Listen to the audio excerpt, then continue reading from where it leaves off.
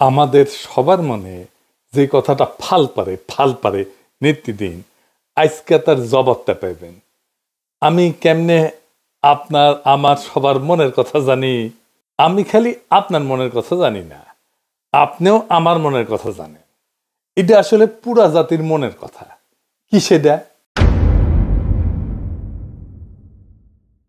এক নাম্বার কথা হইতেছে, ইলেকশন কি আদৌ হবে? 2 নাম্বার, ইলেকশন নিয়ে সবার মনে শঙ্কা কেন? 3 নাম্বার, কারা চায় না ইলেকশন হোক?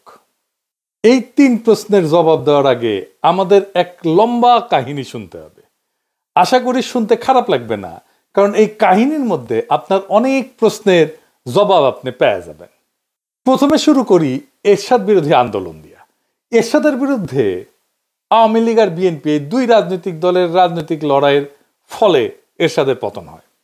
মুজিবের বিরুদ্ধে কোনো শক্তিশালী রাজনৈতিক লড়াই রাজনৈতিক দলগুলো গড়ে তুলতে পারেনি। মুজিবের পতন হয় অপ্রচলিত এক শক্তির হাতে। আর ওই পলিটিক্যাল ভ্যাকুয়ামটা পূরণ করার জন্যই বিএনপির মতো একটা দলের জন্ম হয়। তখন এমন কোনো রাজনৈতিক দল ছিল না যে ওই পলিটিক্যাল ভ্যাকুয়ামটা পূরণ করতে পারে।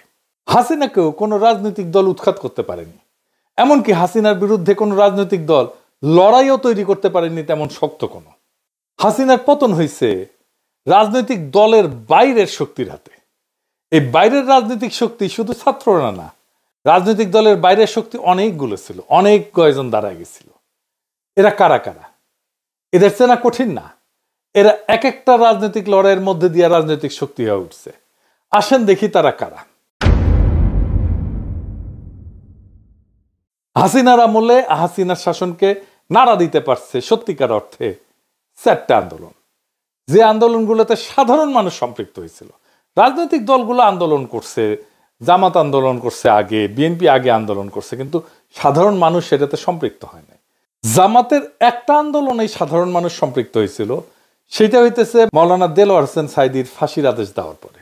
কিন্তু সেই আন্দোলনটা খুব বেশি দিন চালাইতে পারেনি তারা। তাহলে এই অরাজনৈতিক শক্তিগুলোর আন্দোলনগুলো কি কি? 1 নাম্বার, হেফাজতের 5ই মের আন্দোলন। 2 নাম্বার, নুরুল হক নুরদের টাইমের সে কোটা সংস্কার আন্দোলন।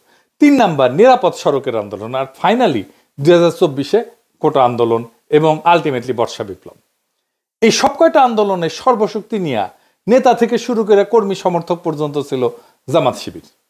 বিএনপির নেতারা না থাকলেও কর্মীরা অনেকেই থাকতো, প্রায় সকলেই থাকতো বলা চলে। এই লড়াইগুলোতে নিজেদের তাগিদে তারা যুক্ত হইতো। আর পাশাপাশি একটা ইন্ডিপেন্ডেন্ট সোশ্যাল মিডিয়া ফোর্স তৈরি হয়েছিল, যেটা এখনো এক্সিস্ট করে, এখনো আছে, জিন্দা আছে। এই যে লড়াইগুলোতে জামাতের অংশগ্রহণ, লড়াইগুলোর একটা গুণগত পরিবর্তন করে দিছিল। সেটা হইতেছে রাজনৈতিক লড়াই পরিচালিত হইতেছে ইসলামী রাজনৈতিক চিন্তায় ভর কইরা। বিএনপির কর্মীরা সংখ্যা বাড়াইছে, কিন্তু লড়াইয়ে কোনো কর্তৃত্ব বা বয়ান তৈরি করতে পারে নাই, নেতৃত্বও নিতে পারে নাই। রাজনৈতিক লড়াইয়ের ভাষাও পরিবর্তন হইতে থাকে। স্বাধীনতার বদলে আজাদি শুনি আমরা, বিপ্লব দীর্ঘজীবী হোক এর বদলে শুনি ইনকিলাব জিন্দাবাদ। এমনকি বামপন্থীরাও কারবালা বলে, আমি জাহিলিয়াত বলে। শোষক আর শোষিতের বদলে আমরা ব্যবহার করি জুলুম আর মজলুম। ন্যায়ের বদলে ব্যবহার করি ইনসাফ। গণভবন দখল করাকে বলি আমরা ফতে গণভবন। লড়াইয়ের ভাষা দিয়ে বুঝতে পারবেন কারা লড়াইয়ের মূল শক্তি। এই লড়াইয়ের মূল শক্তি ছিল বাংলাদেশের ইসলামপন্থী রাজনৈতিক শক্তি। বিপুল পরিমাণে মাদ্রাসার ছাত্র শহীদ হয়েছে। হাসিনার সবচেয়ে বড় ভুল হয়েছিল কি জানেন? নিরাপদ সড়ক আন্দোলনকে গুন্ডা দিয়া থামানো। ওই নিরাপদ সড়কের লড়াই যে স্কুল ছাত্ররা করছিল, তারাই 2024-এ বিশ্ববিদ্যালয়ের ছাত্র হয়। এরা আগের অভিজ্ঞতায় জানে কিভাবে হাসিনা দমায় দেয় আন্দোলনকে। তারাও আগের অভিজ্ঞতা কাজে লাগায় জান লড়াইয়ে ফাইট দিল। সারা দেশের মানুষ পাশে দাঁড়াইলো। হাসিনা পলাইলো। বাঙ্গু এলিটেরা, সুশীলেরা দেখলো তার সাম্রাজ্য ধরঝর করে ভেঙে পড়তেছে, ধ্বংস হয়ে যাইতেছে। আগায় আসলো সেই সিভিল মিলিটারি ব্যুরোক্রেসি।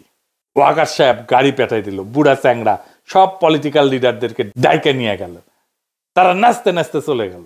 একটা সরকার হইল, ইন্টেরিম সরকার, যার কাজ হবে শুধু ইলেকশন। ওয়াকার সাহেব বুকে পাথর বেঁধে একটা সরকার উপহার দিল বাংলাদেশকে। বুকের রক্ত দিল সাধারণ মানুষ। যে রক্ত নেওয়ার কাজ করছে ওয়াকারের কমান্ডে থাকা অফিসারও। সে বিপ্লবোত্তর সরকার তৈরি করে ওয়াকার। কি তামাশা! দেশের মানুষ যে রাষ্ট্রের একটা বদল চাইছিল, সেইটারে কব্বর দেওয়ার চেষ্টা হইল, মাঠে নামাইলো বুদ্ধিজীবীদেরকে, শুরু হইলো তাদের বিরুদ্ধে আক্রমণ যারা একটা বিপ্লবী সরকার চাইতেছিল। একদিকে ডাক্তার জাহেদ, তাসনিম খলিলের মতো সুশীল, আর একদিকে ওয়াকারের পোত বালকের মতো কুত্তা, বিরানি আলমের মতো মাদার বোর্ডেরা, আর সাথে জুটলো নটি মাগিরা, নাম কইলাম না, আমাদের দাবরানির উপরে রাখলো। অভিযোগ কি? আমরা নির্বাচন চাই না, আমরা কামান চাইছিলাম। প্রফেসর ইউনূস আমাদের পিস্তল দিতেছিল, অন্তত যেন সেইটা পাই, দুধের স্বাদ যেন ঘোলে মিটাইতে পারি, সেইটা করতে চাইছিলাম, সেটাও করতে দেবে না। ডাক্তার জাহেদের কথাগুলো দেখেন, এটা বিপ্লব না, তার মূল কথা ছিল বিপ্লব হইলে তো একটা আমূল পরিবর্তনের পথে আগাইতে হবে, সেটা তারা আগাইতে দেবে না। এদের মূল চিন্তা হইল একটাই, কি সেটা? সেই চিন্তা হইতেছে আপাতত তো ঠেকানো গেছে, ধ্বংস হওয়া এস্টাবলিশমেন্টটা যা এতদিন ধরে চলছে, কিন্তু শেষ রক্ষা হবে কি? এই লড়াইয়ের মধ্যে দিয়ে বাংলাদেশে ইসলামী একটা শক্তি উত্থিত হয়েছে, এইটারে কেমনে সামলানো যাবে? এরা যদি আবার ভাঙ্গা ফেলে সবকিছু পুরানো কাঠামোকে, তখন শুরু হইল সংস্কার নিয়ে টালবাহানা, সরকারের বৈধতা নিয়ে প্রশ্ন। 31 দফাই নাকি সংস্কার। এই 55 বছর ধরে চলে আসা লুটপাটের বন্দোবস্ত কিভাবে টিকায় রাখা যায়, এই নিয়ে একটা ঐক্য হইল। কার কার ঐক্য হইল? ওয়াকার, বিএনপি আর ওয়াকারের সাথে নিঃশব্দে আওয়ামী লীগ আর ভারতের মধ্যে। আওয়ামী লীগের সাথে বিএনপির ঘুটু আছে, এটা তো বানায় বলতেছি না। আপনার এলাকায় আওয়ামী লীগ কার শেল্টারে আছে দেখেন। এস আলমের ব্যবসা দেখে সালাউদ্দিন সাহেব, এস আলমের গাড়ি সরায় বহিষ্কৃত হয়েছিল যারা, তাদেরকে আবার ফিরায় নেওয়া হয়েছে। তাহলে সামে বহিষ্কার করছিল, এমনি এমনি মিশামিশি হুদাহুদি বহিষ্কার করছিল, দেখানোর জন্য বহিষ্কার করে। যতজনকে বহিষ্কার করছে সবাইকে পিরেত নিছে। আপনি হিসাব করে দেখেন, বিএনপি দেখায় বহিষ্কার করছে, তার কিছুদিন পরে সামে আস্তে কইরা তাদেরকে ফিরায় নেয় দলে, সব কয়টারে ফিরায় নিছে।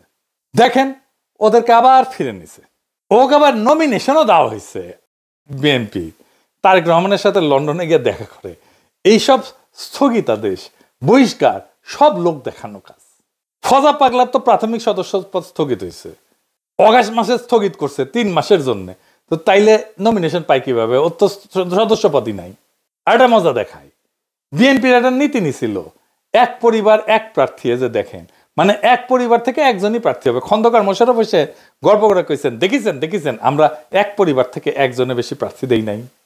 হ্যাঁ তাই তো, এক পরিবার থেকে তো একজনের বেশি প্রার্থী দেন নাই তো, তাই না? তারেক রহমানের পরিবার থেকে তো 2 জন প্রার্থী, তারেক রহমান আর বেগম খালেদা জিয়া। মানে নীতি সবার জন্য, ওনাদের জন্য না, তাই না? ওনারা নীতির উপরে, হুদাই নীতি কথা তাইলে কর দরকার আছে।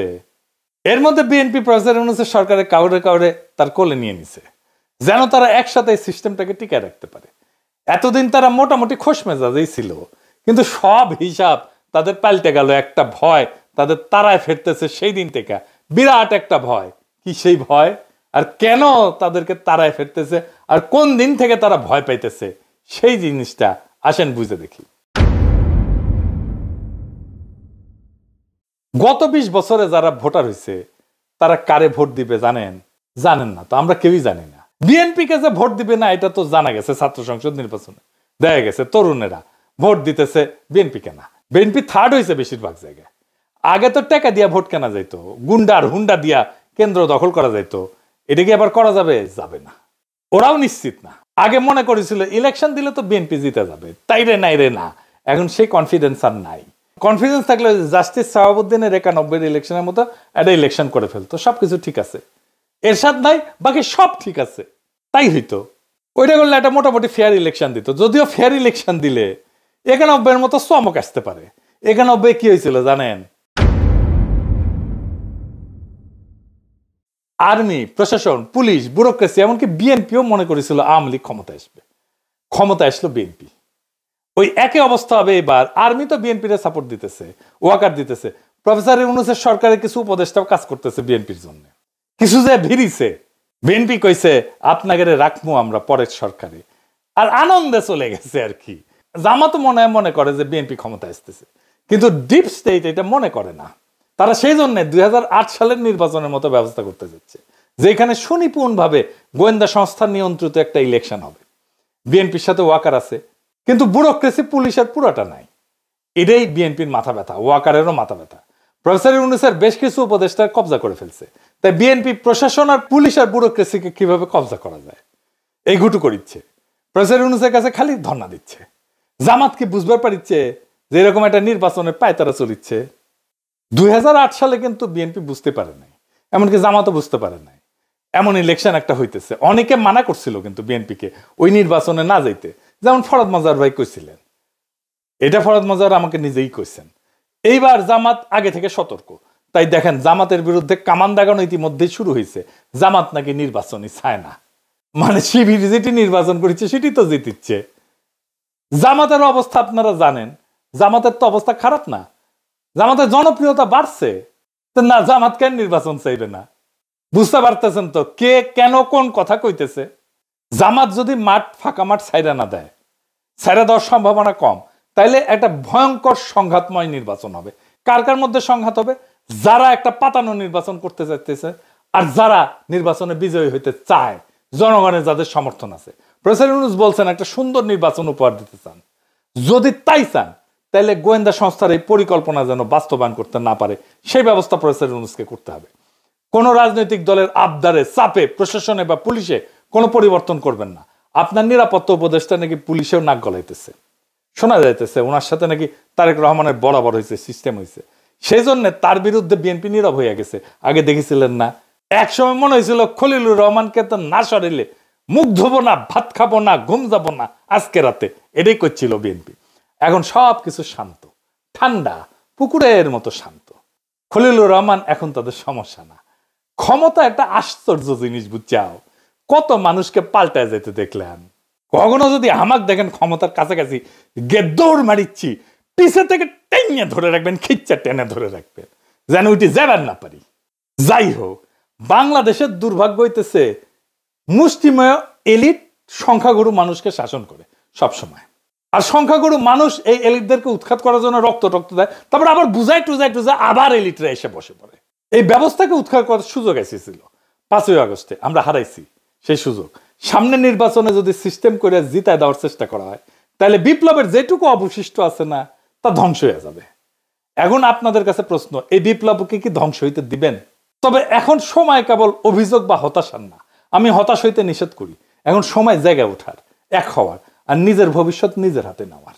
এটাই আমাদেরকে রক্ষা করবে। ইতিহাস বলছে যখন জাতি বিভক্ত হয় তখন এই এলিটেরা, শোষকেরা টিকে যায়, কিন্তু যখন মানুষ সচেতন, ঐক্যবদ্ধ, সাহসী হয় তখন কোনো কৃত্রিম শক্তি তাকে দমায় রাখতে পারে না। এই যে যারা যারা এক হয়েছে, আওয়ামী লীগ, ভারত, ওয়াকার, বিএনপি, প্রফেসর ইউনূসের কিছু উপদেষ্টা, এগুলো কৃত্রিম শক্তি। এই শক্তি দমায় রাখতে পারবে না বাংলাদেশের সাধারণ মানুষকে।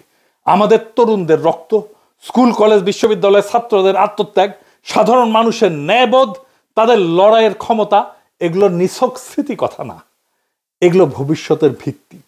এগুলোকে রক্ষা করতে হবে শুধু কথায় না, কর্মে, সততায়, সংগঠনে, তথ্যে, আইনে, নৈতিক প্রতিরোধের মাধ্যমে।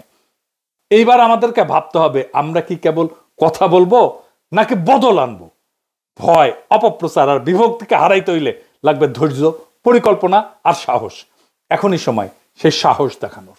এই দেশটা আমাদের, এই দেশ এলিটদের না, এই দেশ সংখ্যাগরিষ্ঠ সাধারণ দরিদ্র মানুষের। এই ইতিহাসও আমাদের। যারা রক্ত দিছে তারা চায় আমরা যেন ভয় না পাই। অন্ধকার যত গভীরই হোক, ভোরের আলো আসবেই যদি আমরা একসাথে থাকি এবং বিশ্বাস করি যে পরিবর্তন কেবল সম্ভব না, পরিবর্তন অপরিহার্য। সামনের ভোটের জন্য তৈরি হন। কাকে ভোট দেবেন সেটা নিয়ে আলাপ হবে, আলাপ করা যাবে, কিন্তু কাকে ভোট দেবেন না সেইটা এখনই ঠিক করে ফেলেন। কাকে ভোট দেবেন না সেটা আমার মুখ ফুটে বলে দেওয়ার দরকার নাই, আপনারা নিজেরাই জানেন। এটাই বিজয়ের প্রথম ধাপ। আমরা এই নির্বাচনে বেহাত বিপ্লবের পুনর্দখল করতে পারবো ইনশাল্লাহ, যদি আমরা এক থাকি, যদি আমাদের কৌশল ঠিক থাকে, যদি আমাদের সাহস, সততা এবং লক্ষ্য স্থির থাকে। ইনকিলাব জিন্দাবাদ।